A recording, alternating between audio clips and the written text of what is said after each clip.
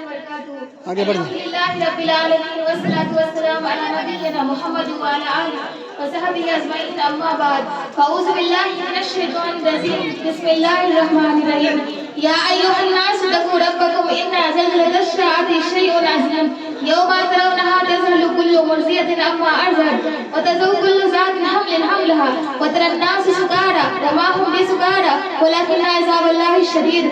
محترمہ رئیسہ مجلس اور خواتین اسلام، یہ ہمارا اور سب مسلمانوں کا یقین ہے کہ ایک روز یہ دنیا فنا ہو جائے گی. یہ زمین و آسمان، یہ چاند ستارے پہاڑ نہیں رہیں گے اور نہ ہی اس دنیا کی کوئی چیز رہ جائے گی. اس کے بعد اللہ تعالیٰ سب کو دوبارہ پیدا کرے گا اور انہوں نے جو کچھ اس دنیا میں اچھا برا کیا ہے اس کے بدلے میں کسی کو جنت میں اور کسی کو جہنم کی دہکتی ہوئی آگ میں ڈال دے گا. قرآن پاک میں اس دن کے کئی نام آئے ہیں جیسے القاریہ، الحاقۃ، یوم الحشر، یوم التغابن، یوم الطلاق وغیرہ. لیکن ہم عام طور پر اس دن کو قیامت کے نام سے جانتے ہیں کیونکہ اس کے آنے پر ہمارا ایمان ہے.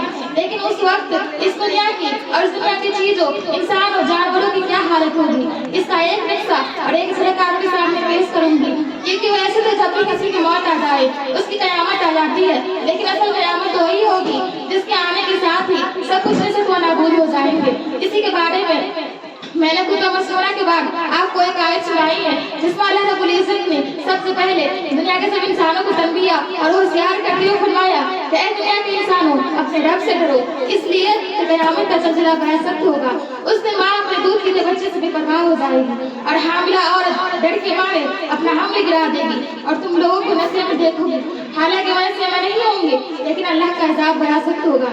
اس آیت میں اللہ رب العزت نے سب سے پہلے ہمیں اور آپ کو اور دنیا کے سارے انسانوں کو اپنی عبادت اور فرما برداری کرنے کے لیے ہوشیار کیا ہے. ایک دن زمین سخت زلزلے کی وجہ سے تباہ ہو جائے گی اور اس دن کی مصیبت اتنی سخت ہوگی کہ ایک ماں جو اپنے دودھ پیتے بچے کو اتنا پیار کرتی ہے، بتایا جاتا ہے کہ جب ایک بچہ ہوتا ہے تو ماں کی ممتا جوش کھا جاتی ہے اور اس کی چھاتی سے دودھ ٹپکنے لگتا ہے. لیکن اس سخت زلزلے کی وجہ سے وہ ایسی بدحواس ہوگی کہ اسے اپنے ہڈی کا ٹکڑا بھی یاد نہیں رہے گا.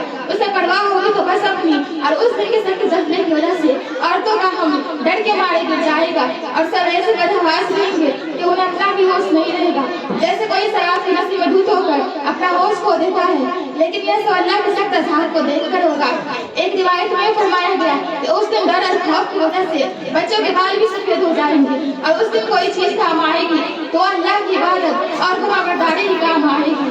ایک روایت میں فرمایا گیا کہ اس دن ڈر اور خوف کی وجہ سے بچوں کے بال بھی سفید ہو جائیں گے اور اس میں کوئی چیز کام آئے گی تو اللہ کی عبادت اور فرما برداری ہی کام آئے گی. قرآن پاک کی بہت سی آیتوں میں قیامت کا رستہ بتایا گیا ہے جسے دیکھنا تو دور کی بات ہے، اسے سن کر کلیجہ منہ کو آنے لگتا ہے اور روح کانپ جاتا ہے. رسول اللہ صلی اللہ علیہ وسلم نے فرمایا کہ سورہ ہود میں جو قیامت اور آخرت کا ذکر آیا ہے اسی نے میرے بال سفید کر دیے ہیں. میری پیاری ماں اور بہنوں، قرآن پاک کی سبھی آیتوں کو آپ کے سامنے پیش نہیں کر سکتی کیونکہ میرے پاس اتنا وقت نہیں ہے. پھر میں کچھ چیزیں آپ کے سامنے پیش کروں گی.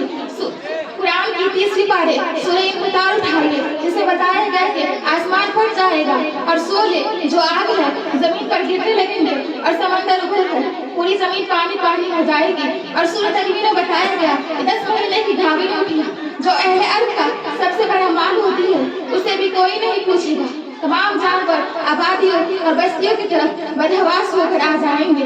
اور سورہ زلزلہ کے اندر فرمایا گیا کہ زمین سخت زلزلے کی وجہ سے ہلنے لگیں گے اور اس کے اندر جو بھی انسان وغیرہ دفن ہے باہر پھینک دے گی. انسان حیرت سے پوچھے گا اس سے کیا ہو گیا؟ زمین بولے گی کہ تمہارے رب کا یہی حکم ہے. رسول اللہ صلی اللہ علیہ وسلم نے فرمایا کہ قیامت کی 10ویں نشانی ایک سخت آندھی ہوگی جو لوگوں کو سمندر میں پھینک دے گی. ان سب کے علاوہ قیامت کی بہت سی نشانیاں ہیں لیکن وقت اجازت نہیں دیتا.